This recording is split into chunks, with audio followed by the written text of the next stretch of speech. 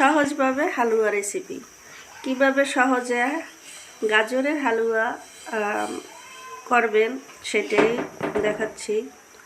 তো গাজরটা কুচাইয়া নিয়ে আমি এখানে 1 কেজি দুধে সেদ্ধ করে নিয়েছি, তারপরে চিনি দিয়েছি, তারপরে শুকনো হওয়ার পরে আপনার গুঁড়া দুধ দিয়ে ঘি দিয়ে ভালোভাবে নাড়াচাড়া করে বাদাম কিশমিশ এগুলি ঘিতে ভেজে নিয়ে তারপরে শেষে এগুলি উপরে ছড়াইয়া ছিটিয়ে দিলে বাস সহজ রেসিপি তৈরি হয়ে গেল।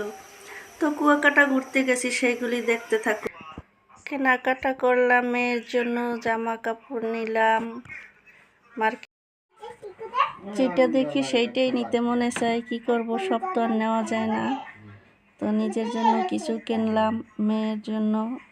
বা তো কোথাও গেলে ঈদের মতনই কেনাকাটা হয়। তো আল্লাহ হাফেজ, সবাই ভালো থাকবেন। খালি খাওন আর খাওন।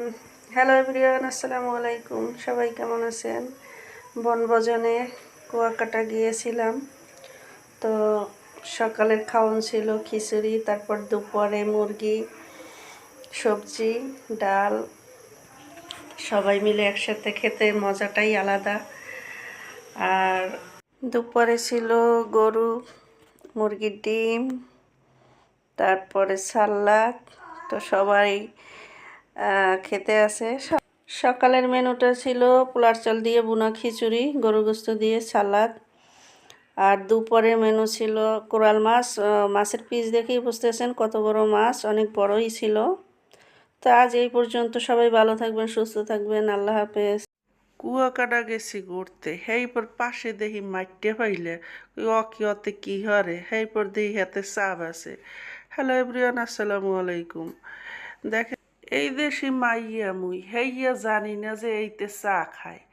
তাই মুই কইলাম বলে হন মুই একটু এই মাইটে পাইলে চা খামু। হে কয় হ্যাঁ আবার কি চা?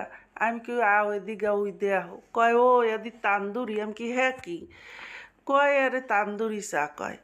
হেই এবার অবশেষে তান্দুরি চা বানাই নইল। মুই বইয়ে বইয়ে তামসা দেখলাম। দেখেন চাটা দেখতে খুবই সুন্দর, অসাধারণ খেতে। তা সবাই ভালো